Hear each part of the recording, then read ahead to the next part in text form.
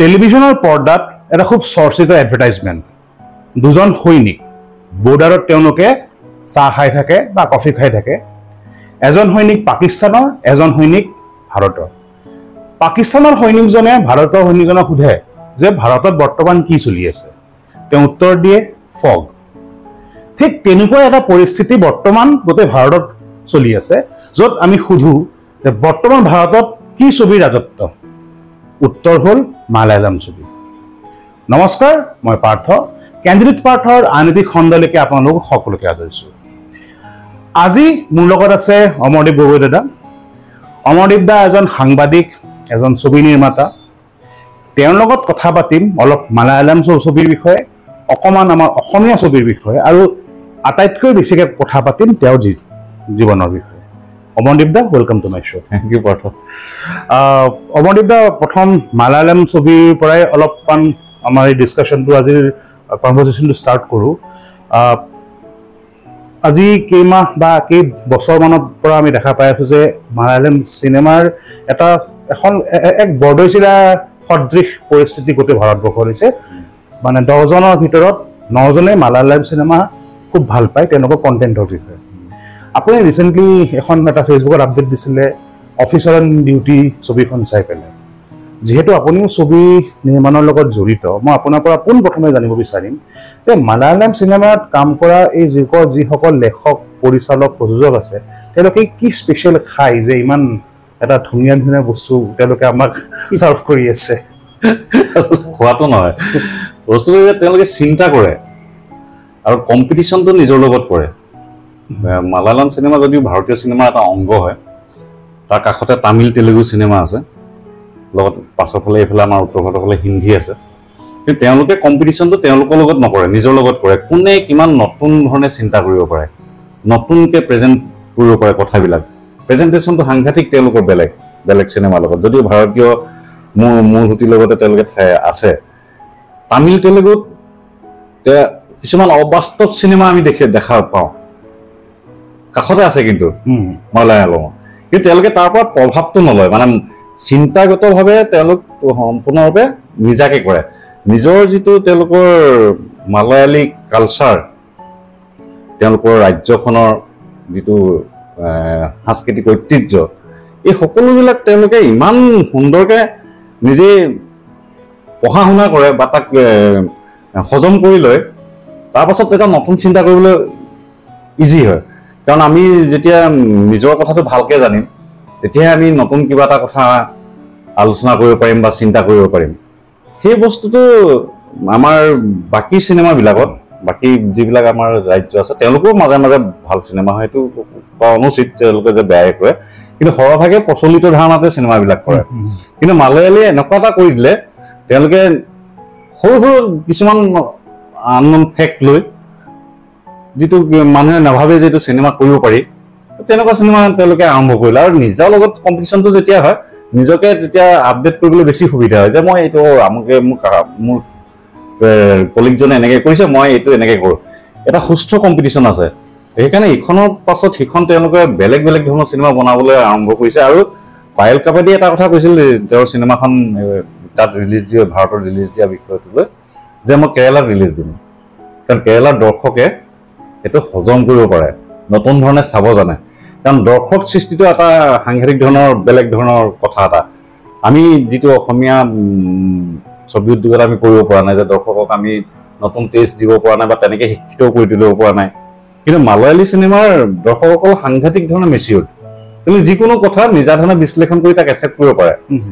এই ফাহাদ ফাছিলৰ এখন চিনেমা আছিল মাজতে টেৰেন্স নেকি এনেকুৱা ধৰণৰ ট্ৰান্স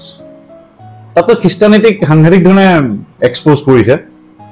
কিন্তু ভাৰতৰ বাহিৰৰ জেগাত হ'লে বা অসমতো হ'লে সেইটো এটা পলাৰাইজেশ্যন হ'লহেঁতেন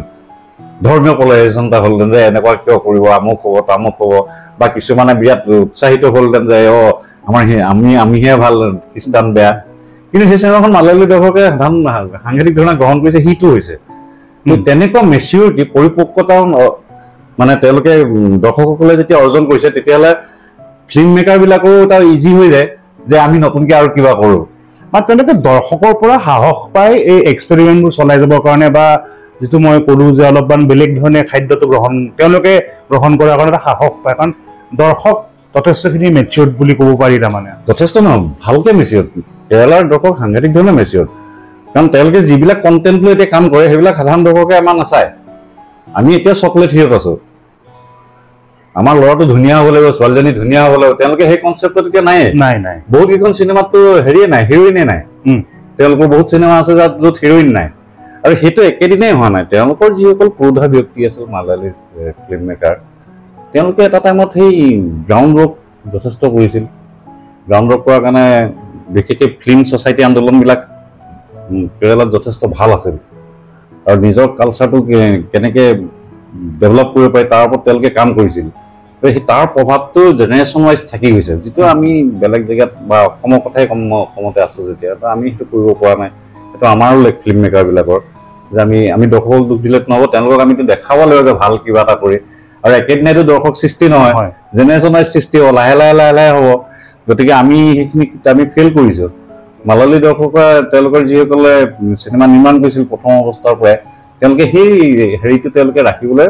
চেষ্টা কৰিছিল আৰু গ্ৰাউণ্ড ৱৰ্ক কৰিছিল, যে মানুহৰ মাজত গৈ পেলাই এইবিলাক চেষ্টা কৰিছিল। দাদা, এতিয়া অকণমান আমি অসমলৈকে আহোঁ। আপুনি চিনেমাৰ লগত জড়িত, চিনেমা নিৰ্মাণৰ লগত জড়িত, ফিল্ম ফেষ্টিভেলৰ লগত আপুনি জড়িত। প্ৰথমে কথা পাতোঁ কলাজৰ বিষয়ে, আপোনাৰ প্ৰথম চিনেমা এজ এ ডাইৰেক্টৰ। কওকচোন যে কলাজৰ গোটেই মানে কনচেপ্টটো কেনেকৈ আহিলে, আৰু কলাজ কৰোঁতে আপোনাৰ কিমানখিনি কষ্ট হ'ল, তাৰ লগত জড়িত যিসকল লোক আছে তেওঁলোকৰ বিষয়ে যদি অকণমান কয়।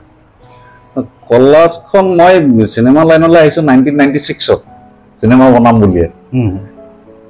তাৰ পাছততো কাম কৰি আছোঁ বিভিন্ন ধৰণৰ, কিন্তু মই নিজাকৈ চিনেমা কৰিবলৈ মই সুবিধা পোৱা নাছিলোঁ। প্ৰায় এতিয়া বহুত বছৰে হৈ গ'ল। এতিয়া 22 চনত প্ৰথম সুবিধাটো আহিছিল। মোৰ বন্ধু এজন আছে ঋদ্ধিশ চক্ৰৱৰ্তী বুলি, তো সুমিত্ৰা হাজৰিকাৰ বাইদেউৰ লগত মোৰো ভাল, ঋদ্ধিশৰ ভাল। এদিন কথা সময়ত সুমিত্ৰা বাইদেৱে ক'লে যে চিনেমা এখন কৰোঁ, তেতিয়া ঋদ্ধিশে মোৰ কথা ক'লে, তাৰ কাৰণে মই ঋদ্ধিশৰ ওচৰত কৃতজ্ঞ।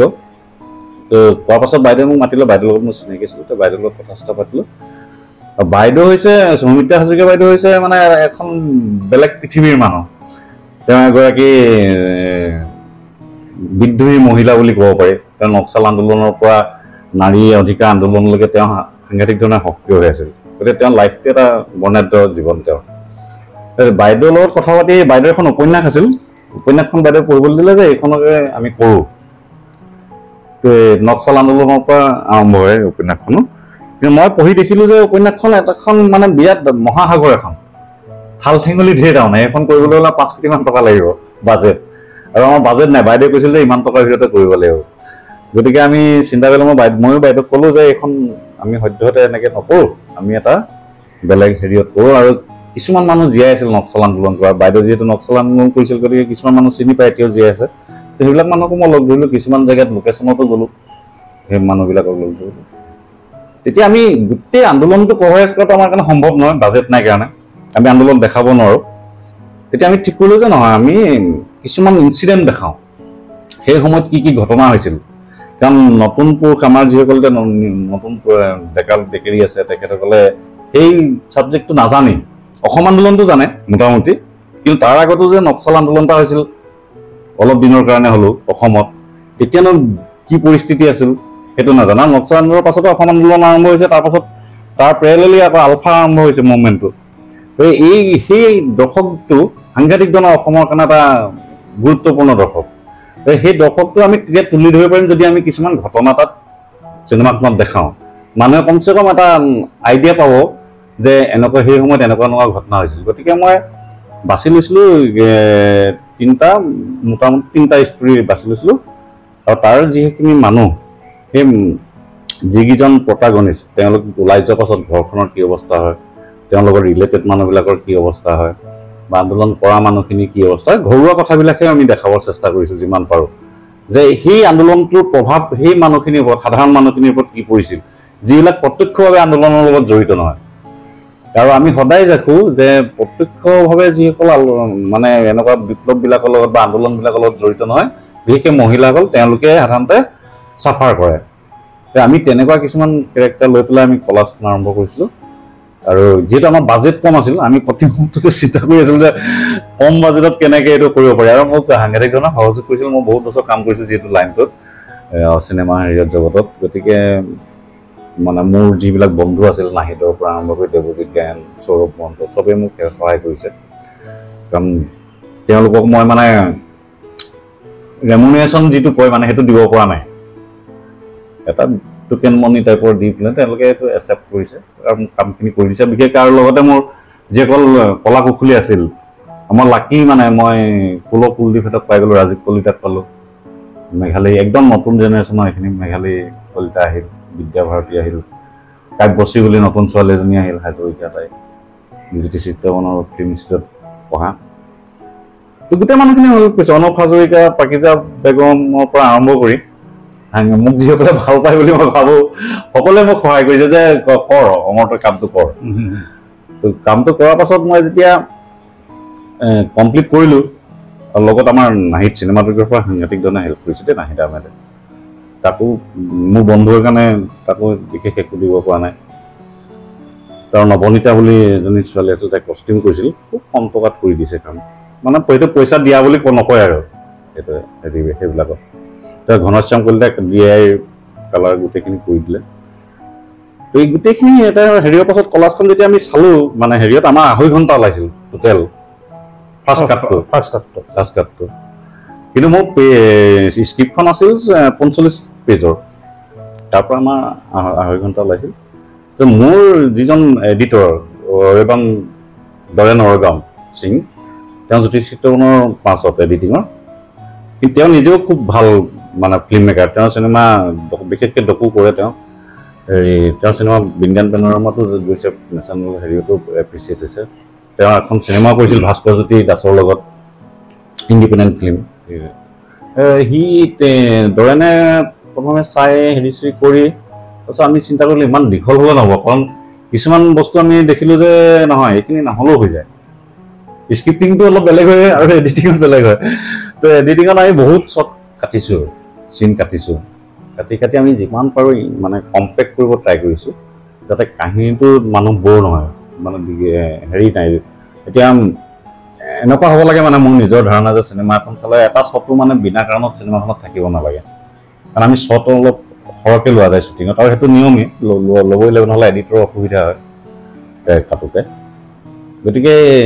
দৰেনৰ যথেষ্টখিনি ছাজেশ্যন দিলে আৰু মোৰ বন্ধু আছিল প্ৰয়াত ভাস্কৰ জ্যোতি দাস তেখেতৰ অলপ দিনৰ আগত ঢুকাল সিও অলপ ছাজেশ্যন কৰিলে যে এইখিনি কৰ তো গোটেইখিনি মিলাই মিলি আমি পাছলৈ 89 মিনিট কৰিলোঁ এতিয়া চেঞ্চৰ লগাই পেলাই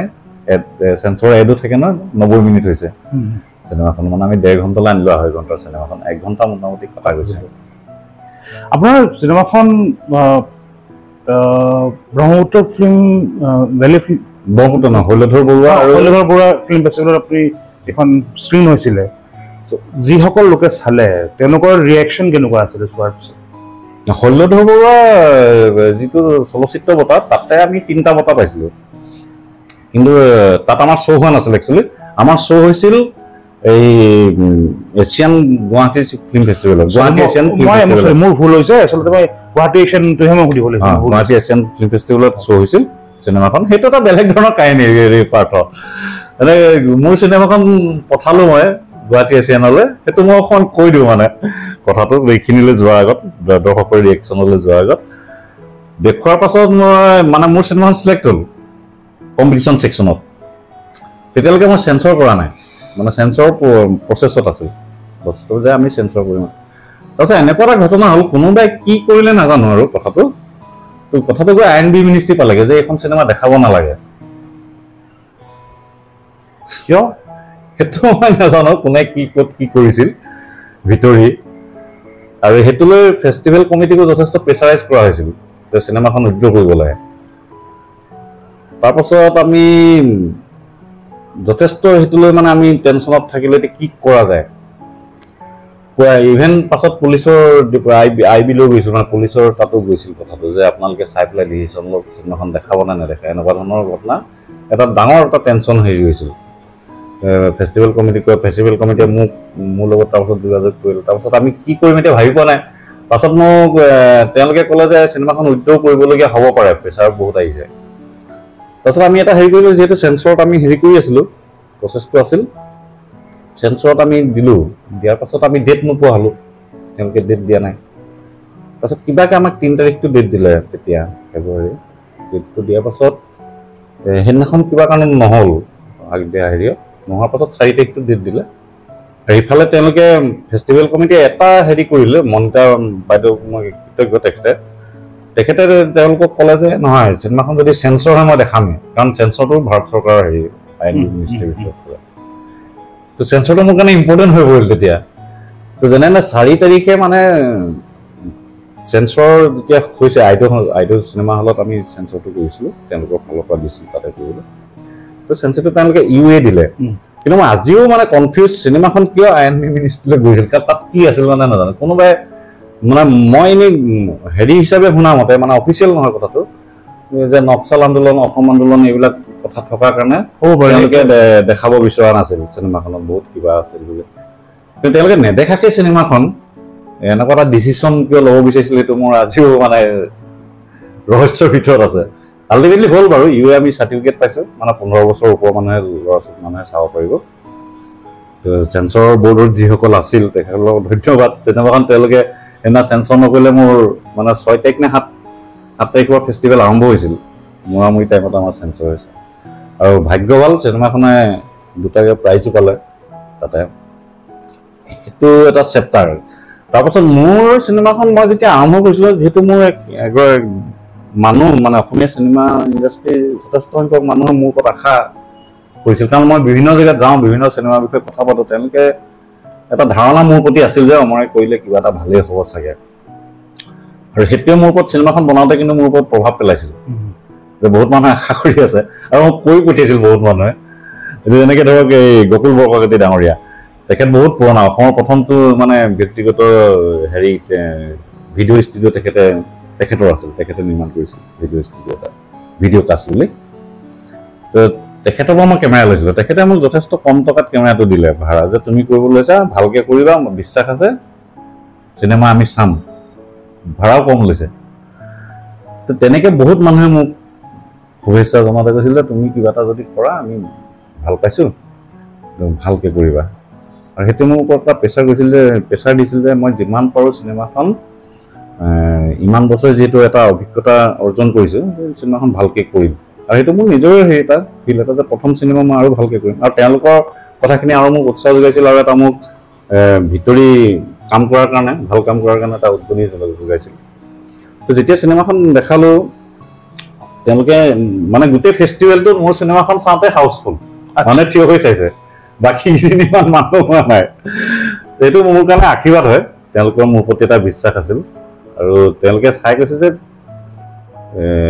2-এটা ভুল ডেফিনেটলি আছে, সেইটোকেইটা ময়ো বহুতকেইটা ভুল দেখিছোঁ পাছত। হেৰি চিনেমাখন কৰি থাকোঁতে গম পাই ন এইখিনি ভুল হৈছে, কিন্তু শুধৰোৱাৰ উপায় নাথাকে, বাজেটৰ কাৰণেও বহুত হয়, আৰু নিজৰো কিছু ভুল থাকে।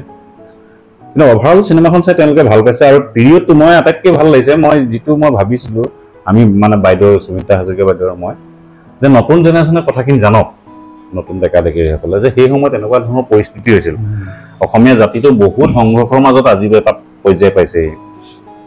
তো বহুত নতুন ল'ৰা ছোৱালীয়ে মোক মানে ব্যক্তিগতভাৱে কথা পাতি এই কথাখিনি যে তেওঁলোকে জনা নাছিল, সেই কথাটো জনাইছে, আৰু মোক কৈছে আপোনাক ধন্যবাদ, আমি এই বিষয়তে পঢ়া শুনা কৰিম অলপ,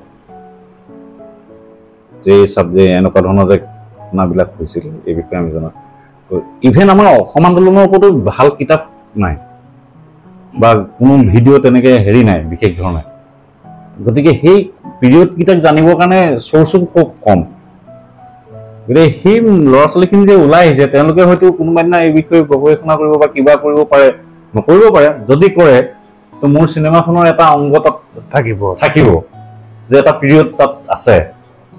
সেইটো মোৰ কাৰণে এটা প্লাছ পইণ্ট বুলি মই ভাবোঁ, আৰু তাৰ কাৰণে সুমিত্ৰা হাজৰিকা বাইদেউ মই ধন্যবাদ দিম। এজন ফিল্ম মেকাৰৰ কাৰণে এটা ডাঙৰ চেলেঞ্জিং সময় তেতিয়া আহি পৰে যেতিয়া চিনেমাখন ৰিলিজ দিয়াৰ সময় হয়। অলপ আপুনি কওকচোন, মানে আপোনাৰ চিনেমাখন ফেষ্টিভেলত স্ক্ৰিনিং হ'ল, এতিয়া আমি জেনেৰেল পাব্লিকৰ কাৰণে কেতিয়া ৰিলিজ দিয়াৰ কথা ভাবিছে, আৰু ধৰক ৰিলিজ দিয়াৰ গোটেই প্ৰচেছটোত আপুনি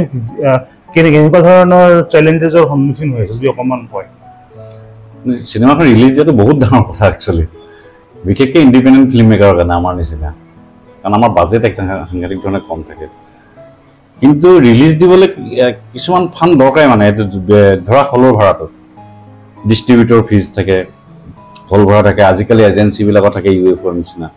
আগতে ভাল আছিলে এটা বস্তু আছিল কি কেন দুটা কৰি দিলোঁ দুটা হলত চলাই দিব পাৰে তাৰমানে দুটা ৰিল বনালো বুলি যে কয় কেনত আহে বস্তুটো এতিয়া কিন্তু সেইটো এটা খৰচটো থাকে কেনটো নিজৰ ওচৰত থাকি যায় এতিয়াতো সেইটো চিষ্টেম নাই এতিয়া এজেঞ্চিবিলাক আহিলে UFO টাইপত তেওঁলোকৰ বস্তুটো জমা দিব লাগিল তেওঁলোকে মাষ্টাৰিং কৰিব তাৰ কাৰণে তেওঁলোকে এটা ফিজ লয় সেইটো এটা এক্সট্ৰা পইচা যায় কিন্তু এটা প্লাছ পইণ্টটো আছে যে তেওঁলোকে মাষ্টাৰিং কৰাৰ পিছত বিভিন্ন হলত একেলগে চলাব পাৰি আৰু তেনেকুৱা অসমত দুটা নে তিনিটা মানে হেৰি আছে কিউব বুলি এটা আছে UFO আছে আৰু কিবা এটা আছে মই এই মুহূৰ্তত নামটো পাহৰিছোঁ তো তেওঁলোকক মাষ্টাৰিঙৰ কাৰণে বেলেগ বেলেগে পইচা দিব লাগে সেইকেইটা ফিক্স পইচা তো ডিষ্ট্ৰিবিউটৰক যেতিয়া দিয়া যাব তেওঁলোকে চিনেমাখন যেতিয়া হললৈ হেৰি কৰিব তাৰ পৰা তেওঁলোকে এটা পাৰ্চেণ্টেজ কাটিব ডিষ্ট্ৰিবিউশ্যনৰ কাৰণে তাৰপিছত হলে এটা পাৰ্চেণ্টেজ কাটিব যদি আপোনাৰ হলত চিনেমাখন নচলে চলিলেতো তাৰ পৰাই কাটি লয় তেওঁলোকে কাটি পেলাই যিখিনি থাকে সেইখিনি প্ৰডিউচাৰক ঘূৰাই দিয়ে কিন্তু যদি বাই চান্স নচলে তেতিয়া সেই গোটেই বাৰ্ডেনটো প্ৰডিউচাৰৰ ওপৰত পৰে আৰু লগত আটাইতকৈ ডাঙৰ কথা হৈছে পাব্লিচিটি মেটেৰিয়েল পাব্লিচিটিত আপোনাৰতো ফিক্স বাজেট নাথাকে যে ইমানেই কৰিম বা ইমানেই কৰিম যিমানে বাজেট ভাল হ'ব সিমানে পাব্লিচিটি ভাল হয় এতিয়া আমাৰ নিচিনা ইণ্ডিপেণ্ডেণ্ট ফিল্ম মেকাৰৰ কাৰণে সেইটো এটা সমস্যাদায়ক কথা হৈ যায় আমাৰ ইয়াত ফিল্ম বাফ বুলি যিটো কওঁ মানে চিনেমা প্ৰেমী লোক তেনেকুৱা মানুহৰ সংখ্যা কম যিটো আমি প্ৰথম কথা পাতোতে মালায়ালাম চিনেমাৰ কথা কৈছে তেওঁলোকে নতুন কি চিনেমা আহিব সেইটোৰ বিষয়ে তেওঁলোকে মানে আগ্ৰহী হৈ থাকে খুচৰে যে নতুন কি আহিব খবৰ ৰাখে তেওঁলোকে অসমীয়াত তেনেকুৱা ফিল্ম বাফ সাংঘাতিক ধৰণে কম সেইটো এটা তাৰ কাৰণে ফিল্ম বাফবিলাকক দুখ নিদিওঁ এইটো আমাৰ মেকাৰবিলাকৰে দুখ আমি সেই পৰিস্থিতিটো বনাব পৰা নাই বা তেওঁলোকক উৎসাহিত কৰিব পৰা নাই গতিকে চিনেমাখনৰ পাব্লিচিটিত পইচাটো যদি আমাৰ খৰচ কৰিব নোৱাৰোঁ তেতিয়াহ'লে দৰ্শকৰ ওচৰলৈ চিনেমাখন গৈ নাপায়গৈ তাৰোপৰি ডাঙৰ সমস্যাটো হৈছে অসমৰ চিনেমা হলৰ সংখ্যা একদম এমুঠি আৰু ব্ৰহ্মপুত্ৰ উপত্যকাতে মেক্সিমাম চিনেমা হল আছে আৰু চলে অসমীয়া ভাষী মানুহে চাই বৰাক ভেলীততো আমাৰ চিনেমা নচলে কাৰ্বি আংলঙৰ ফালে কম বঙাইগাঁও চাইডে কম BTR এইটো চাইডে কম চলে গতিকে এইটো চাইডে যিখিনি চিনেমা হল আছে তাতো কম আপুনি পাৰ্থ এটা কথা মন কৰিব এই বশিষ্ঠৰ পৰা নগাঁৱলৈকে মাজৰ বৃহৎ এলেকাটোত চিনেমা হল নাই তাতে বিভিন্ন জেগাত চিনেমা হল বনাব পাৰি কিন্তু সেই মানুহখিনি চিনেমা চাবলৈ হয় নগাঁও যাব লাগিব নহয় গুৱাহাটী আহিব লাগিব আৰু সেইটো আজিৰ যুগত সম্ভৱ নহয় কোনো মানুহে সেইটো মানে এণ্টাৰটেইন নকৰে মানে মই ইমান দূৰত গৈ চিনেমা চাম আপুনি কওঁতে এতিয়া মই মনত তাকে ভাবিছোঁ যে সোণাপুৰ ক্ষেত্ৰী জাগিৰোড জাগিৰোডত চাগে হল এটা আছে মাজত বন্ধ হৈ গৈছিলে এতিয়া নাজানো হয় ইমান বৃহত্তৰ এলেকাত নাই শিৱসাগৰ নিচিনা জেগাত য'ত 3টা চিনেমা হল আছিল টাউনৰ মাজতে তাতে এতিয়া অকল ভুটিয়াপাৰত এটা হল আছে শিৱসাগৰৰ পৰা নাজিয়ালৈ বৃহৎ এলেকাটোৰ মাজত চিনেমা হল নাই মানে এনেই হেৰি হিচাপে চাব গ'লে আমি বা গুৱাহাটীতে চন্দ্ৰপুৰ সেইটো চাইডে চিনেমা হল নাই এটা বৃহৎ এৰিয়া নহয় জানো তো তাৰ মানুহ গুৱাহাটীত চাবলৈ আহিব লাগিব দাদা এইখিনিতে মই আপোনাক ৰখাইছোঁ তাৰমানে আমি সদায় এটা প্ৰশ্ন উত্থাপন হয় যেতিয়াই এখন অসমীয়া চিনেমাৰ কথা চৰ্চালৈ আহে মুক্তিৰ চৰ্চালৈ আহে যে আমাৰ চিনেমাখন চাব মানুহ নাহে আপুনি যিটো কথা ক'লে মানুহ নহাৰ মূল কাৰণ এইটো এটা হয় মানে one of the prime reasons এইটো হয় যে আমাৰ উপযোগ মানে হলছ নাই যিমান আমাক চিনেমা হল লাগে আপুনি যিটো কথা ক'লে হয় যে ক্ষেত্ৰীৰ পৰা গুৱাহাটীলৈকে মানে মাহত যদি 4খন অসমীয়া চিনেমা ৰিলিজ হয় তেওঁলোকে 4বাৰ অহাটো পচিবল সেইটো এটা হয় যে এইটো ক্ষেত্ৰত আপোনাৰ নিচিনা এজন ইণ্ডিপেণ্ডেণ্ট ফিল্ম মেকাৰে হওক বা কোনোবা এজন প্ৰতিষ্ঠিত ফিল্ম মেকাৰে হওক তেওঁলোকে এই ক্ষেত্ৰত কৰিব লগা ভাবে নেকি আপুনি যে কিবা মানে ভাবে নেকি নহয় বাৰু বচনটো ভুল হ'ব যে আপোনালোকে কৰিব পৰা কি কাম আছে যাৰ ফলত হয়তো এনেকুৱা এটা প্ৰচেষ্টা এনেকুৱা এটা আন্দোলন গঢ় লৈ উঠে যাৰ ফলত আমি আৰু হল পাম গোটেই বস্তুটো মানে হলৰ কথাটো যিহেতু চৰকাৰী নিয়ন্ত্ৰণত থাকে গতিকে চৰকাৰে কাৰণ পাৰ্মিশ্যন দিব লাগে ন হল খুলিবলৈ হ'লে তেওঁলোকৰ সদিচ্ছা নহ'লে এইটো নহ'ব। আৰু এইটো বহু বছৰ ধৰি আমাৰ প্ৰয়াত আব্দুল মজিদ ডাঙৰীয়াৰ পৰা আৰম্ভ কৰি এতিয়ালৈকে তাৰো আগত বহুতে হলৰ কাৰণে মানে যথেষ্ট তেওঁলোকে আন্দোলনো কৰিছিল, আমিও আছিলোঁ লগত। আমি নথকা অৱস্থাতো বহুতে আন্দোলন কৰিছিল, কিন্তু চৰকাৰৰ সদিচ্ছা নহ'লে এইটো সম্ভৱ নহয়, কাৰণ গোটেই চাবিকাঠিটো তেওঁলোকৰ হাতত থাকে। কাৰণ আপোনাক পাৰ্মিশ্যন দিব লাগিব ন, প্ৰথম কথাটো। এতিয়া কেৰেলা নিচিনা জেগাত আপোনাৰ যিমান হল আছে মানুহৰ অনুপাতে যথেষ্ট তেওঁলোকৰ, আৰু হয়তো খুলিছেহে, এতিয়া বন্ধ হোৱা নাই। আমাৰ মাজত আলফা চালফাৰ কাৰণে কিছুদিন বন্ধ হৈছিল ইমাৰ্জেঞ্চিৰ কাৰণে, কিন্তু সেইটো এটা কজহে, কিন্তু আমাৰ আগৰ পৰাই নাই হল, কম হল আছে। আগতে এটা ভাল আছিল যে বহুত দিনৰ মূৰত মানুহে অসমীয়া চিনেমা এখন ওলায়, বছৰেকত 6খন চিনেমাহে ৰিলিজ হয় মোটামুটি আগৰ দিনত, 5খন 6খন। এতিয়া মানুহে বছৰেকত সেইখিনি বিয়ে কৰি যায়, গাড়ী চাড়ী বাছ ভাড়া কৰিবলৈ যায়, গৰু গাড়ী লৈ যায়। সেইটো এতিয়া নহয় ন, এতিয়া মানুহ নিজে চলিবলৈ দিগদাৰ। আপুনি চিনেমা এখন চাবলৈ যোৱা মানে এটা মানুহ আজিকালি 600-700 টকা খৰচ হয়। গতিকে সেই মানুহখিনি আপুনি বাৰে বাৰে আহি পেলাই ইয়াত চিনেমা চোৱাটো সম্ভৱ নহয়। গতিকে ওচৰলৈ যাবই লাগিব, যিটো ভাইমান থিয়েটাৰ যেনেকে মোবাইল থিয়েটাৰ যেনেকে যায়, ভাইমান থিয়েটাৰ ওচৰলৈ যায় কেনে চলি আছে। তেওঁলোককো এণ্টাৰটেইন লাগে ন, চব মানুহকে এণ্টাৰটেইন লাগে। ইমান মানুহৰ বেছি আজিকালি না, আগৰ পৰা ইমান বেছি টেনশ্যন, এতিয়াতো আৰু বেছি হৈছে মানুহ। ইমান টেনশ্যনৰ মাজত তেওঁলোকে চবে এণ্টাৰটেইন বিচাৰে,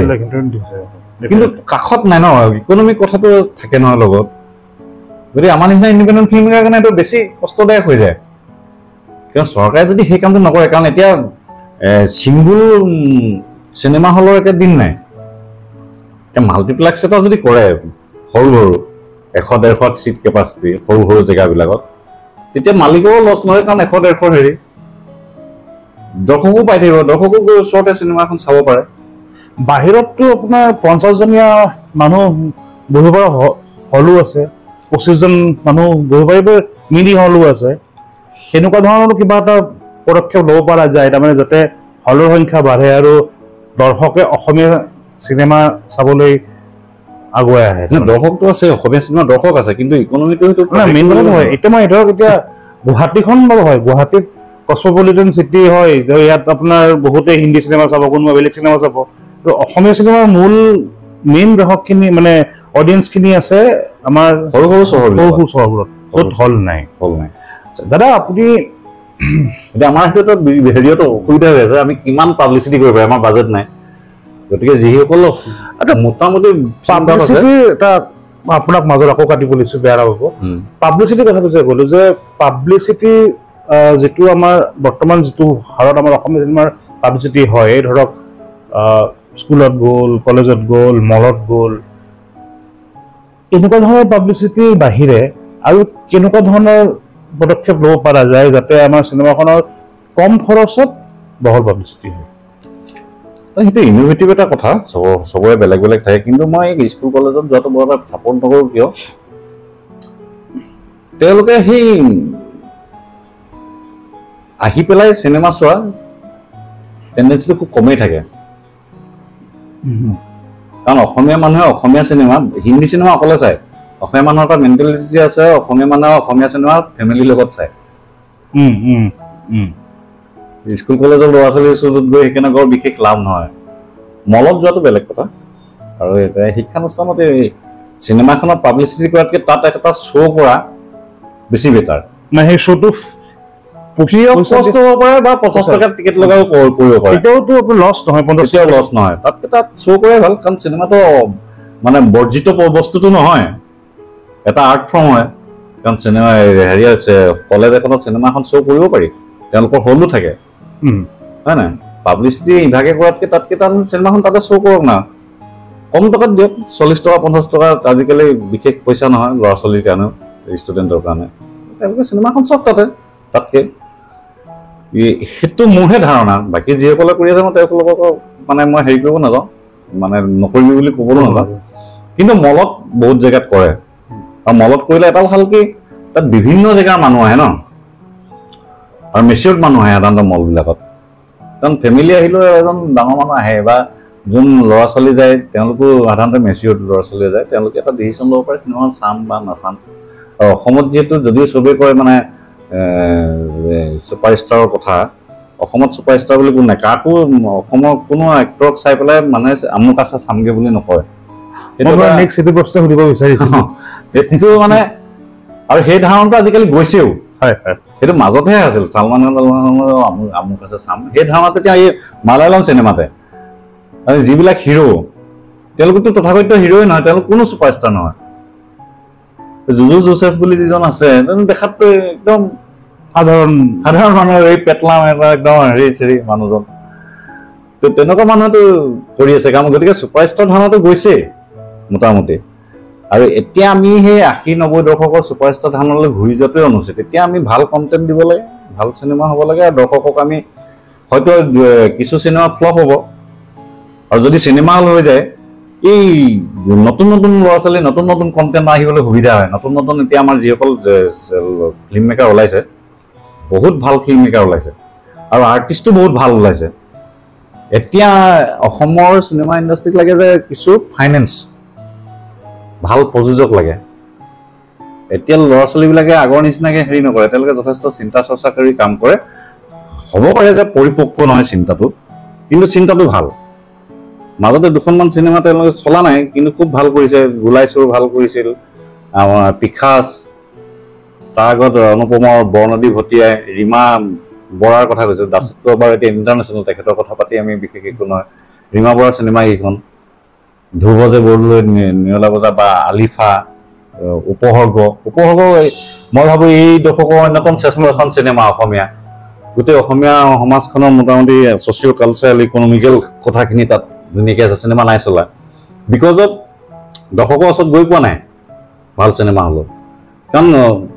কিছুমান চিনেমা চিটি কেন্দ্ৰিক মানুহে নাচায় চিটিত থকা মানুহে উপসৰ্গৰ চিটি মানুহে চাই বৰ ভাল নাপাব কাৰণ সেই গাঁওখনৰ লগত তেওঁৰ সম্পৰ্কই নাই তেওঁ যদি চিনেমা ভাল পোৱা মানুহ হয় তেতিয়া তেওঁ সম্পৰ্কটো উলিয়াই ল'ব কিন্তু তেনেকুৱা ফিল্ম বা সময় খুব কমটো যিটো মই আগতে কৈছোঁ গতিকে চিনেমা হল হ'লে যেতিয়া সেই নলবাৰী বা বৰপেটা বা শিৱসাগৰ বা যোৰহাটৰ গাঁৱৰ মানুহে চিনেমাখন চাব তেতিয়া ৰিলেট কৰিব কথাটোত কিন্তু তালৈ গৈ নাপায়গৈ নহয় চিনেমাখন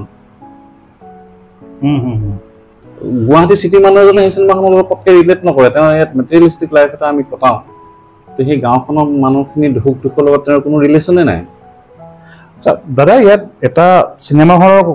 প্ৰসংগটো যেনেকৈ আপুনি আনিলে ইয়াত আৰু এটা ডাঙৰ বস্তু হ'ল যে আমি ধৰক মালায়ালাম চিনেমা হওক কানাডা চিনেমা হওক বা বেলেগ ভাৰতবৰ্ষৰ বেলেগ বেলেগ ভাষাৰ চিনেমা বা বাহিৰৰ ধৰক ফ্ৰেঞ্চ মুভি হওক ইংলিছ মুভি হওক আমি যিবোৰ চাইছোঁ বেছিভাগ আমি OTTত চাইছোঁ এনেকুৱা ধৰণৰ আমাৰ ইয়াতো এনেকুৱা এটা এনেকুৱা মাইণ্ডছেট গঢ় লৈ কিয় উঠা নাই যে মোৰ চিনেমাখন যদি দৰ্শকৰ ইয়াত ৰিলিজ দিয়াৰ পিছত কোনোবা এটা ভাল OTT প্লেটফৰ্মত মই দিম চিনেমাখন বেলেগ বেলেগ ভাষাত মই ডাব কৰিম এনেকুৱা ধৰণৰ কিবা চিন্তা চৰ্চা চলি আছে নে হোৱা নাই মই চলিছে তেনেকুৱা কিছুমান হেৰি হয় কিন্তু অসমত অসমীয়া চিনেমাৰ প্লেটফৰ্মৰ কাৰণে স্পেচিয়েল OTT নাই মই অসমীয়া নেটফ্লিক্সত দিবলৈ বহুত ক্ৰাইটেৰিয়া লাগে আচ্ছা মই এই বস্তু জানিব বিচাৰিছো মানে নেটফ্লিক্সত যদি আমি চিনেমা এখন কৰিব যাওঁ তাৰ কাৰণে বাজেটটো আমাক ওলাব লাগিব বাজেটটো মেইন বস্তু বাজেট মানে প্ৰডাকশ্যন ভেলুটো তেওঁলোকে বিচাৰে আচ্ছা সেইটো এটা আছে এতিয়া মালায়ালম চিনেমাখনৰ তেওঁলোকৰ এটা হেৰি আছে ন যে কি কয় জাৰ্নি আছে লেগেচি এটা আছে আমাৰ সেই বস্তুটো আমি বনাব পৰা নাই নহয় আমাৰ অসমীয়া চিনেমা ইণ্ডাষ্ট্ৰিটো মালায়ালমতকৈ পুৰণা হয় আজি তেওঁলোক আগুৱাই গুচি গ'ল আমি ক'ৰবাত থমকি ৰৈ গ'লো ৰ'বলৈ আমি বাধ্য কিয়নো আমি কাকো দুখ দিলোঁ কিন্তু সেই চিনে ছ'চাইটি আন্দোলনটো আমাৰ ইয়াত জোৰদাৰ নহ'ল তেওঁলোকৰ জোৰদাৰ আছিল মই যে অলপ আগত কৈছিলোঁ যে তেওঁলোকৰ যিসকল পুৰুধা ব্যক্তি আছিল তেওঁলোকে চিটি কেন্দ্ৰিক নাছিল বস্তুবিলাক সৰু সৰু জেগাবিলাকত তেওঁলোকে যিহেতু তেতিয়াও তেওঁলোকৰো চিনেমা হল কম আছিল সেই হলবিলাকত তেওঁলোকে চিনে ছ'চাইটি আন্দোলনবিলাক সাংঘাতিক ধৰণে ভাল ধৰণে কৰিছিল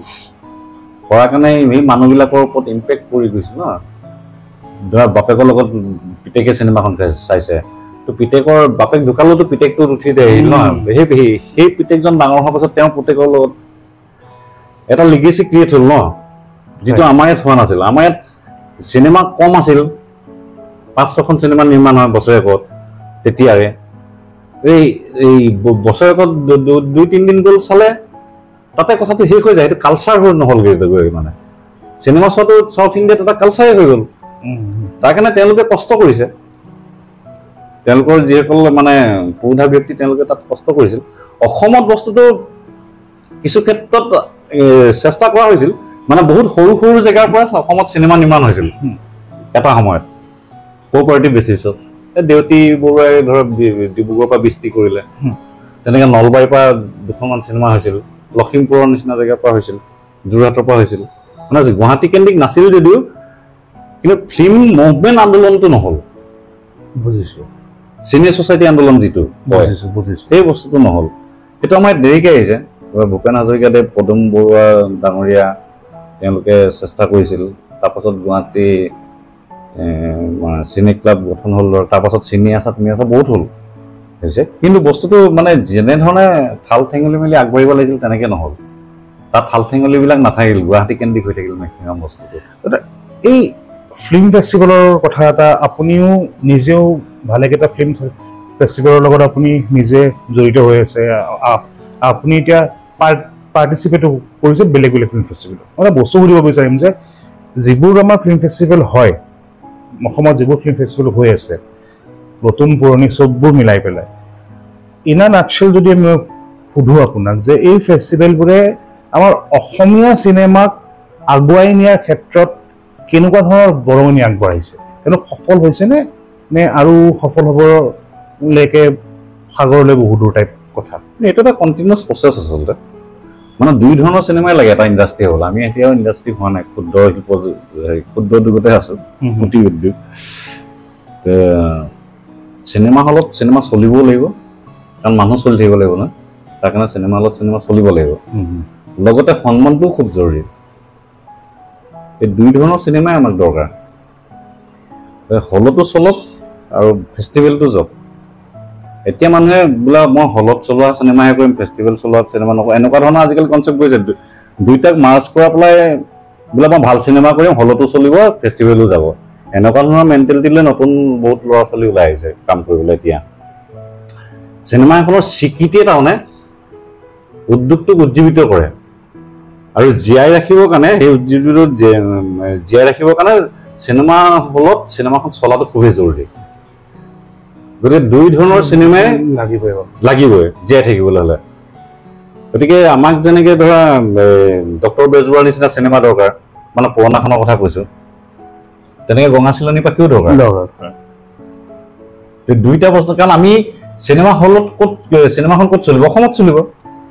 কিন্তু ৰাষ্ট্ৰীয় আন্তঃৰাষ্ট্ৰীয় স্বীকৃতি এটাই পৃথিৱীৰ মানুহক জনাব যে অসমীয়া নামৰ ভাষা এটা আছে ভাৰতত তাত ভাল চিনেমা হয় সেইটো দৰকাৰী বাহিৰতো মানুহে জানিব লাগিব ন দুইটা মানে ভাইচ ভাৰ্চা ইটো নহ'লে ইটো পৰিপূৰক নহয় চিনেমা হলত চিনেমা চলিলে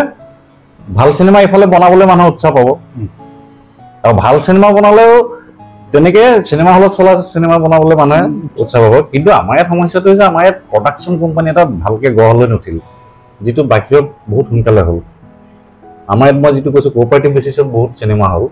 কিন্তু কোম্পানী এটা গঢ় নহ'ল মানে চিনেমা প্ৰডাকশ্যন হাউচ নাই হাউচ হ'লে সুবিধা হয় বোলে দুই তিনিটা হাউচ হ'ল তেতিয়া এইটো কম্পিটিশ্যন কৰিলে এতিয়া কম্পিটিশ্যনটো দূৰে দূৰে থাকিলে নলবাৰী মানুহজনে আৰু যোৰহাটৰ মানুহজনৰ লগত কম্পিটিশ্যন নকৰে নহয় তহঁতৰ তাত নচলিলেও মোৰ তাত চলিব ন চিনেমাখন এনেকুৱা ধৰণৰ হৈ যায় কিন্তু প্ৰডাকশ্যন কোম্পানী থাকিলে কি হয় মাৰ্কেটটো ডাঙৰ হৈ যায় ন তেওঁলোকে ডাঙৰকৈ ভাবিব প্ৰডাকশ্যন কোম্পানী থাকিলে তেতিয়া দুটা তিনিটা থাকিলে বোলে এইখন চিনেমা কৰিছে মই এনেকুৱাকৈ এখন চিনেমা কৰিম তেতিয়া মানে এটা সুস্থ প্ৰতিযোগিতা এটা আৰম্ভ হ'লহেঁতেন কিন্তু সেই বস্তুটো এতিয়াও অসমত অভাৱ দাদা আপুনি সাংবাদিকতাৰ লগতো জড়িত মই আপোনাক প্ৰথম লগ পাইছিলোঁ চেণ্টিনেলত কাম কৰোঁতে তেতিয়া আপুনি চেণ্টিনেলৰ যিটো ৱেব চেনেলৰ কাৰণে আপুনি কাম কৰিছিলে মই আপোনাৰ পৰা জানিব বিচাৰিম যে বৰ্তমান যিটো আমাৰ ট্ৰেণ্ড চলি আছে অসমত সাংবাদিকতাৰ যিটো ট্ৰেণ্ড চলি আছে বহুতে কয় ভাল বহুতে কয় বেয়া বহুতে কয় ন' কমেণ্টছ বুলি আপোনাক যদি সুধোঁ যে আপুনি আৰম্ভ কৰোঁতে সাংবাদিকতা আৰম্ভ কৰোঁতে যেনেকুৱা পৰিস্থিতি আছিলে আৰু এতিয়া যেনেকুৱা যিটো পৰিস্থিতিত আছে বা যিটো ষ্টেটত আছে আপুনি সেইটো আপোনাৰ মতে সেইটো মানে পজিটিভ ৱেত আমি আগবাঢ়িছোঁ নে নিগেটিভ ৱেত আগবাঢ়িছোঁ নে কিবা এটা খিচিৰি হৈ গৈছে কি বুলি ক'ব না ভাল বেয়া তেতিয়াও আছিল আমি যেতিয়া আৰম্ভ কৰিছিলোঁ এতিয়াও আছে এতিয়া কথাটো হ'ল কি মই আৰম্ভ কৰিছিলোঁ মনোৰম গগৈ তাৰ তাত পত্ৰে বুলি এখন মেগাজিন আছিল তেওঁ এটা হেৰিও খুলিছিল সাংবাদিকতাৰ পাঠ্যক্ৰমো খুলিছিল তাতে মই শিকা প্ৰথম অৱস্থাত তাৰপিছত বিভিন্ন হেৰিয়ত কাম কৰিছোঁ অসমৰ প্ৰথমখন নিউজ মেগাজিন খবৰ বুলি টিভি সেইখনত আমি কাম কৰিছিলোঁ পংকজ দৰা মই ৰাণু বৰুৱা এনেকৈ ধৰি পেলাই তো তেতিয়াও মানুহ বেয়া আছিল এতিয়াও বেয়া আছে তেতিয়াও মানুহ ভাল আছিল এতিয়াও ভাল আছে কিন্তু সমস্যাটো তেতিয়া আছিল যে মানুহে দেখা দেখিকে বেয়া কামটো নকৰিছিল যে এটা মানে হেৰি ৰাখিছিল মানে নিজকে মানে এটা ধুনীয়াকৈ প্ৰটেক্ট কৰি ৰাখিছিল যে মই বেয়া কামটো কৰিলে মানে লোকচক্ষুৰ পৰা আঁতৰি পেলাই কৰিছিল কাম এটা যিটো আমি গাঁৱৰ মানুহে এতিয়াও কৰি চিগাৰেট এটা খালে মানে গাঁৱত এতিয়াও চিগাৰেট এটা খালে আমি লুকাই পেলাই খাওঁ যে কোনোবা ঘৰৰ মানুহে বা মোতকৈ ডাঙৰ গাঁৱৰ কোনোবাই দেখিব সেই বস্তুটো এতিয়া খোলাখুলি হৈ গ'ল সেইকাৰণে বেছি যেন লাগে আৰু এতিয়া মিডিয়ামো বেছি হৈ গ'ল আমি যেতিয়া কাম আৰম্ভ কৰিছিলোঁ তেতিয়া নতুনকৈ হেৰিটো আহিছে চেনেল আহিছে আৰু হেৰি মানে টিভি আহিছে আৰু পেপাৰ এইখিনি আছিল আমি যেতিয়া আৰম্ভ কৰিছোঁ কিন্তু তেতিয়া সেই মানুহ এটা কম আছিল ইজনে সিজনক চিনি পায় ফটকৈ বেয়া কাম এটা কৰিবলৈ সাহসো সেইকাৰণে খুব কম কৰিছিল কাৰণ আৰু ব্যক্তিত্ব সম্পন্ন মানুহ যথেষ্ট আছিল তেতিয়া যে ধীৰেণ বেজবৰুৱাৰ নিচিনা মানুহ বা তেওঁলোকৰ আগত কথা ক'বলৈ অলপ দিগদাৰী হয় কিছুমান ক্ষেত্ৰত তাৰপাছত বস্তুটো যেতিয়া এই টিভি আহিল তেতিয়া গ্লেমাৰৰ কথা এটা আহিল এই গ্লেমাৰটো পৰি কিছুমান অকমান্য মানুহ আহিল কাৰণ বহুত হেৰিয়ত মই কাম কৰিছোঁ যোনে ইনষ্টিটিউটত পঢ়ি আহে কিন্তু মই তেওঁলোকে গম নাপায় নহয় সাংবাদিকৰ এথিক্স কি সংবিধানখনে তেওঁলোকে পঢ়ি পোৱা নাই আজিলৈকে ভাৰতীয় সংবিধানখন তেওঁলোকে নাজানে সাংবাদিক এজনৰ কাৰণে এইটো প্ৰিলিমিনেৰী কথা এটা হ'ব লাগে হিচাপ মতে যে ভাৰতীয় সংবিধানখন তেওঁলোকে মোটামুটি জানিব লাগিব গোটেইখন মনত নালাগে নহয় থাকিব কিন্তু মোটামুটি কথাখিনিতো তেওঁলোকে জনা উচিত যে ভাৰতীয় সংবিধানৰ এইকেইটা অধিকাৰ আছে প্ৰশ্ন কৰা অধিকাৰটো আমি মুখেৰেহে কওঁ কিন্তু কোনোবাই ভয় খুৱাই দিলে সেইটো নাইকিয়া হৈ যায় যোনজনে সংবিধানখন অলপ পঢ়ে তেওঁতো প্ৰশ্ন কৰিব পাৰে ন তেতিয়া সেই বস্তুটো আছিল বহুত মানুহে প্ৰশ্ন কৰিছিল আৰু সহনশীলতা বুলি যিটো আছিল তেতিয়া অলপ বেছি আছিল এতিয়া যিকোনো ক্ষেত্ৰতে সহনশীলতাটো কমিছে দেখিছোঁ কাৰণ সাংবাদিকতা কৰি মানে জেনুইন হেৰি কৰি তেতিয়াও দৰমহা কম আছিল কিন্তু দেই বৰ এসোপা দৰমহা পাই মানুহ সৎ হৈ থকা নাছিল তেতিয়াও বেয়া মানুহ তেতিয়া নাছিল বুলি মই নকওঁ ডেফিনেটলি আছিল তেতিয়াও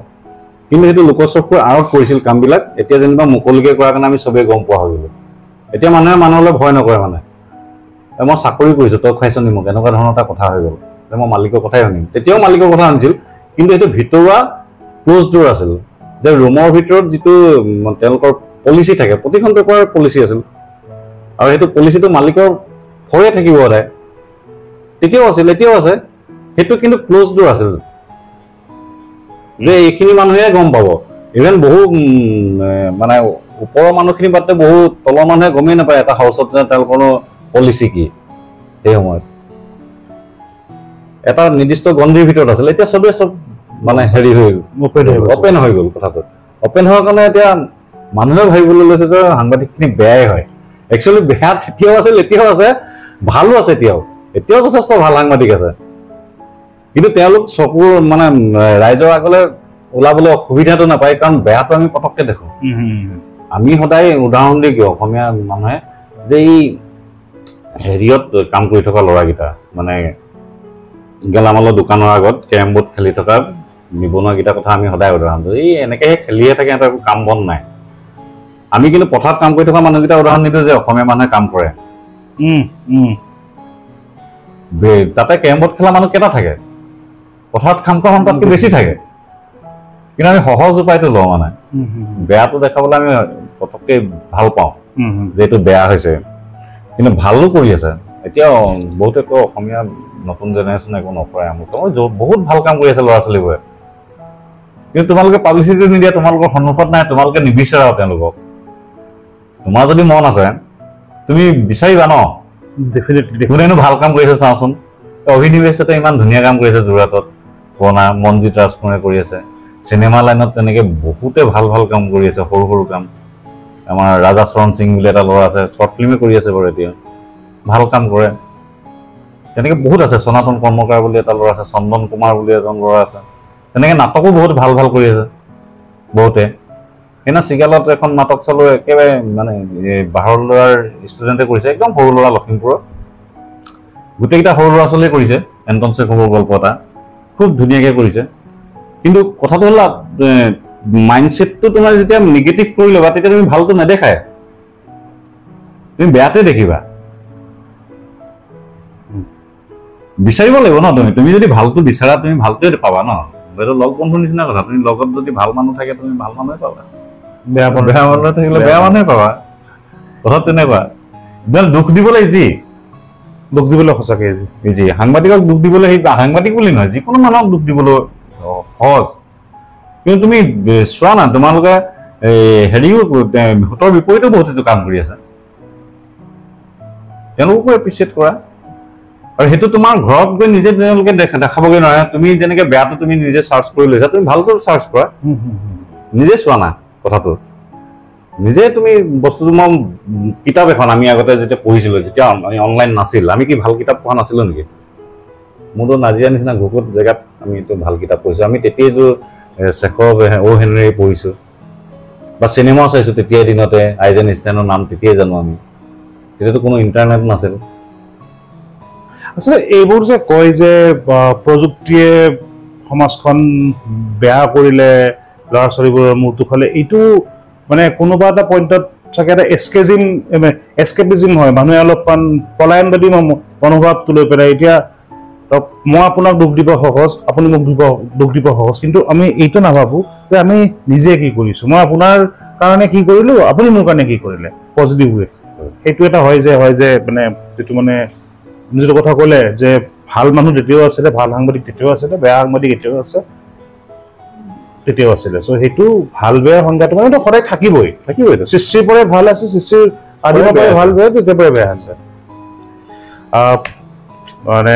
অমৰদীপ দা ভাল লাগিলে কথা পাতিলোঁ আমি ইমানখিনি অলপমান বেলেগ বেলেগ টপিকৰ ওপৰত অলপমান চাগে চিৰিয়াছ টাইপ কথা পাতিলোঁ ভাল লাগিলে এনেই ইণ্টাৰভিউটো শেষ কৰাৰ আগতে আপোনাৰ চিনেমাখনক লৈ পেলাই অলপমান আৰু মোৰ দুটামান কথা আছে এনেই প্ৰথম কথা হ'ল যে এনেই কিবা এনেকুৱা টেণ্টেটিভ ডেট ভাবিছে নেকি যে এইখিনি সময়ত চিনেমাখন ৰিলিজ দিম গোটেই কথাটো পুঁজিৰ ওপৰত নিৰ্ভৰ কৰিব ধন টকা পইচাৰ ওপৰত আমি চেষ্টা কৰি আছোঁ যদি আমাৰ চেষ্টাটো সুকলমে হয়গৈ গৈ মে' জুন এনেকুৱা টাইমত আমি হয়তো কলাজখন ৰাইজক দেখাব পাৰিম কাৰণ এটা সময় ল'ব লাগিব কাৰণ এপ্ৰিলত বিহু গ'ল যাব তাৰপিছত মে'ত 2খন চিনেমা 3খন চিনেমা আহিব 1 তাৰিখে ৰুদ্ৰ 9 তাৰিখে হেৰি কেছটো নগেন তাৰপাছত ভাইমন্দা আহিব 3খন চিনেমা আহিবই মে'ত গতিকে মে'ত এইটো সম্ভৱ নহ'ব আৰু অসমীয়া মানুহৰ ইমান এতিয়া অসমীয়া মানুহ নহয় ভাৰতীয় মানুহৰ এতিয়া ইমান ক্ষমতা নাই যে এমাহত 3খন চিনেমা চাব বা 4খন চিনেমা চাব গতিকে আমি জুন জুলাইত ট্ৰাই কৰিম বুলি ভাবি আছোঁ তাৰ লগততো হিন্দী চিনেমাবোৰ আছে সেইবিলাকতো আছেই মাজত সেইবিলাকৰ আছে আপোনাৰ ৰিকি কৌশলৰ কিবা আহিব আমুকৰ কিবা আহিব আছে সেইবিলাক আছে দ্বিতীয় বস্তু মই জানিব বিচাৰিম যে আপোনাৰ লগত যিসকল অভিনেতা অভিনেত্ৰীয়ে কাম কৰে আপুনি আটাইখিনি নাম ল'লেই তাৰে ভিতৰত যদি মই আপুনি নাম ক'ব নালাগে কাকো আপুনি কৰিব নালাগে তাৰে ভিতৰত যদি ভাবে যে কোনোবা 2-3 জনৰ লগত আপোনাৰ কাম কৰি বহুত মজা লাগিলে আৰু নেক্সট যিখন বনাব তাতেও তেওঁলোকৰ লগত কাম কৰা এটা আপোনাৰ মানে আকৌ কাম কৰিব বিচাৰিব তেনেকুৱা এক্সপিৰিয়েঞ্চৰ কিবা ডেফিনেটলি আছে মোৰ মানে মোটামুটি যদি সঁচা কথা কওঁ অনেষ্টলি মোৰ যিটো এতিয়া টিম সেই টিমটো মই ভাঙিব নিবিচাৰোঁ মানে আচ্ছা যদি নেক্সটখন মই কৰিবলৈ সুবিধা পাওঁ আৰু কাহিনীটো যদি মই তেনেকুৱা ধৰণে কাৰণ কাহিনীটোৰ ওপৰত ডিপেণ্ড কৰিব মানে আৰ্টিষ্টৰ কাক ল'ম কাক নল'ম কিন্তু মই যিমান দূৰ চেষ্টা কৰিম মোৰ এই টিমটো যাতে মোৰ নাভাগে মই আৰু হয়তো যোগ দিম কিছু মানুহ এতিয়া যিখিনি আছেতো আছেই মানুহ তাৰ লগত হয়তো আৰু মোৰ কিছুমান মানুহৰ লগত কাম কৰাৰ বিৰাট মন আছে যেনে ধৰক অতনু মহন্ত বুলি এজন এক্টৰ আছে বঢ়িয়া এক্টিং কৰে ভাল কৰে আমাৰ দৌৰথীৰ লগত কাম কৰাৰ মন আছে বহুত ভাল নগাঁৱৰ অশ্ৰুমণি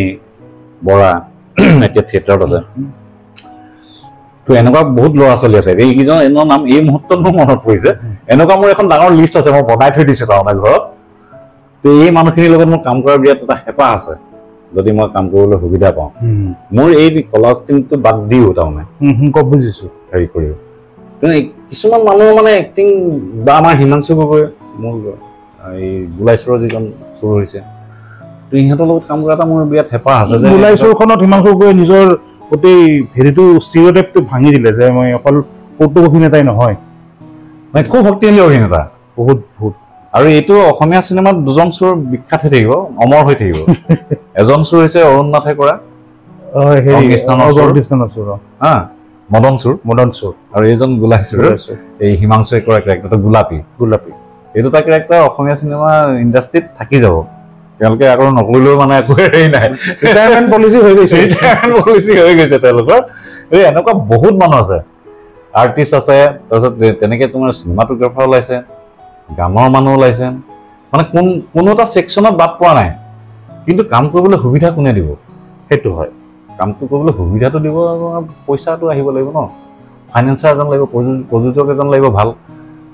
ভাল প্ৰযোজক এজন পোৱাটো মানে বিৰাট ইম্পৰ্টেণ্ট কথা তেওঁ বিশ্বাসটো ৰাখিব লাগিব ডাইৰেক্টৰ এজনৰ ওপৰত যে এইটো ভাল কাম হ'ব সেইকাৰণে অসমীয়া চিনেমাৰ বহুত প্ৰডিউচাৰ ওৱান টাইম হয় কিয় তেওঁলোকে চিলেকশ্যনটো ভালকৈ নকৰে লাখ টকা তেওঁ খৰচ কৰিব কিন্তু তেওঁ ছাৰ্ভে এটা কৰি নলয় ইণ্ডাষ্ট্ৰীত যে এই মানুহজনৰ লগত মই কাম কৰিব পাৰিম নে নোৱাৰিম যিটো খুব গুৰুত্বপূৰ্ণ আমাৰ কাৰণে ফলত বহুত প্ৰডিউচাৰ মেক্সিমাম প্ৰডিউচাৰে এখন চিনেমা কৰি বাকীখন নকৰে আৰু তাৰপিছত কয় যে মই ঠগ খালোঁ আমুক হ'ল মোৰ বাজেট বাঢ়িল আমুক কৰিল তামুক কৰিল আগতে ইমান টকা কৰিম বুলি কৈছিল এতিয়া তাতকৈ বাঢ়ি গ'ল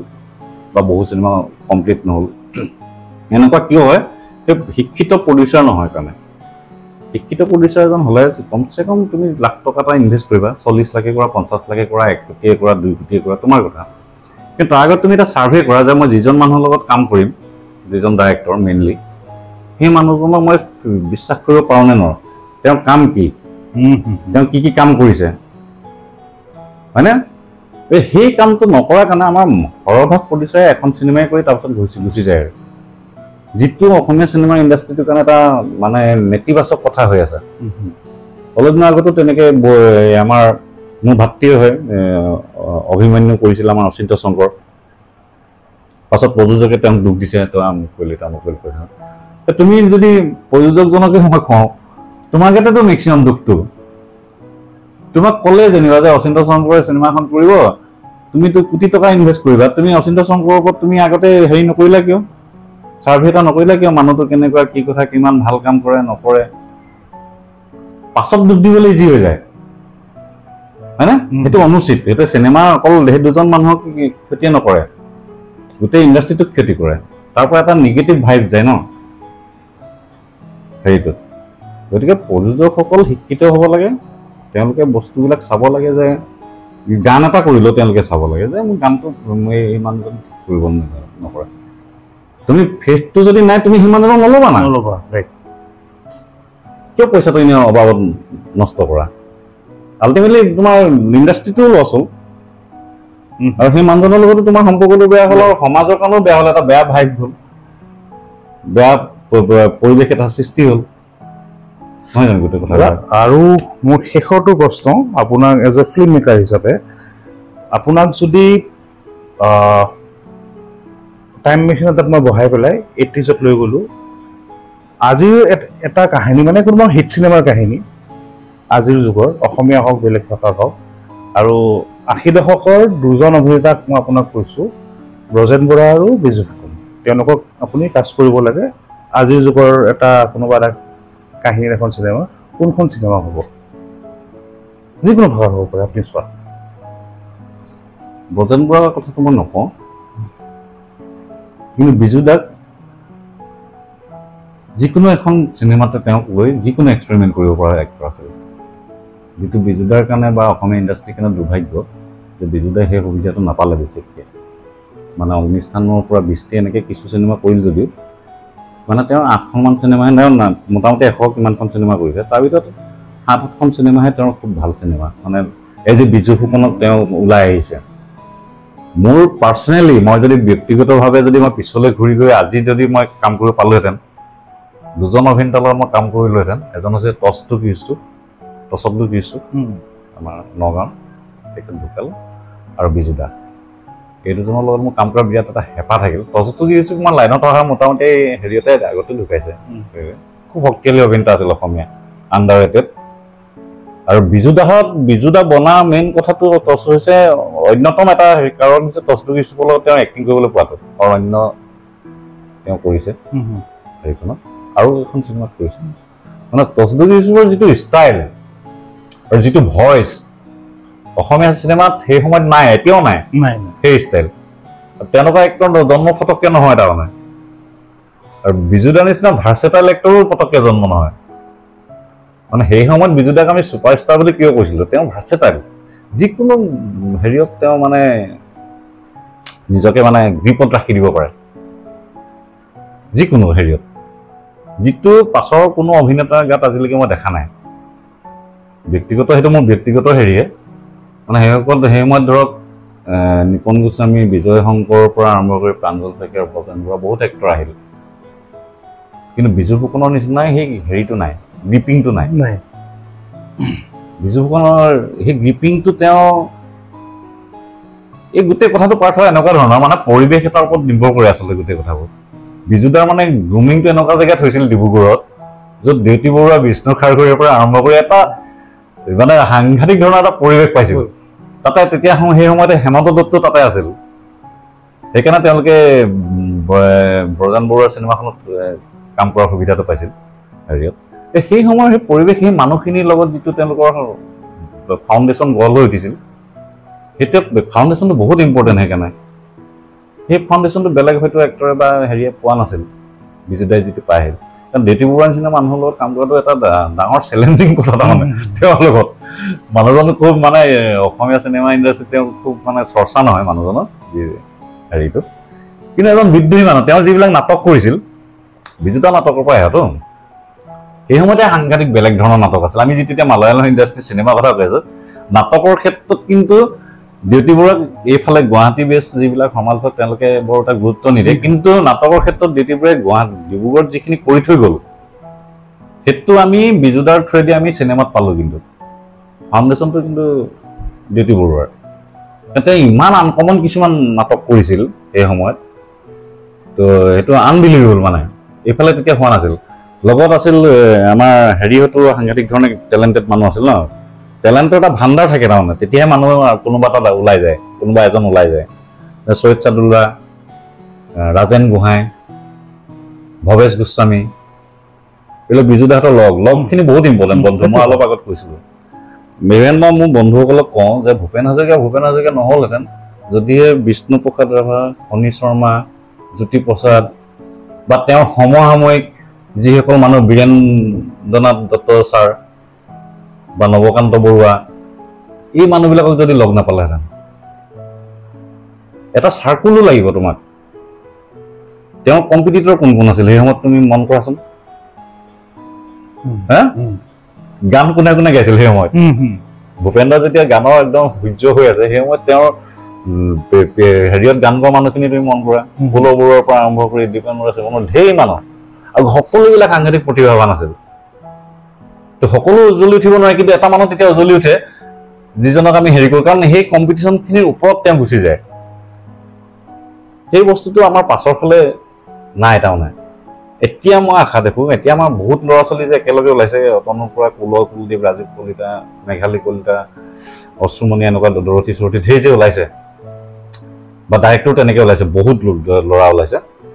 তো এই গোটেই মানুহখিনি যদি এটা মানে হেৰি সংমিশ্ৰণত থাকি যায় সুস্থ কম্পিটিশ্যন এটা হৈ যায় ইয়াৰ মাজৰ পৰা ভ্ৰংকে কোনোবা এজন ওলাই যাব কাৰণ এই পৰিৱেশটো তেওঁলোকে পাই যাব যিটো মাজত বহুত গেপ আছিল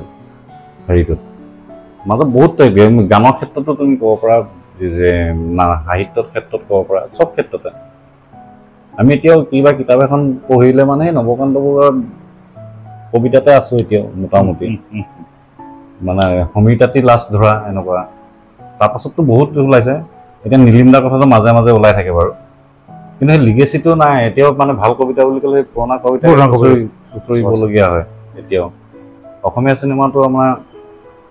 তেনেকুৱা ধৰণৰ গানৰ ক্ষেত্ৰতো গান বুলিলে এতিয়াও আমি সেই পুৰণা গানকেইটাই শুনিব লাগে ভাল গান খুব কমেই শুনিব পাৰি পেনপেনীয়া প্ৰেমৰ গান জনপ্ৰিয় গানবিলাকৰ কথা মই কোৱা নাই বাৰু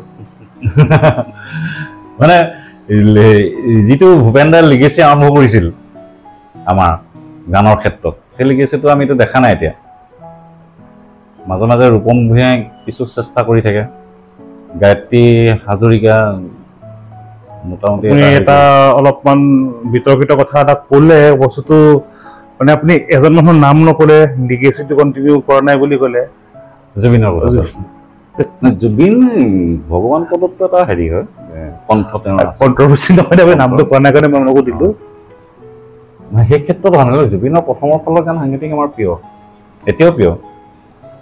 কিন্তু তেওঁ কিন্তু ফেভাৰেট গায়ক নহয় বুজিছোঁ সেইটো তেওঁ জনপ্ৰিয় তেওঁ প্ৰথমৰ ফালে সাংঘাতিক ভাল ভাল গান আছে গানে কি আনে এতিয়াও শুনো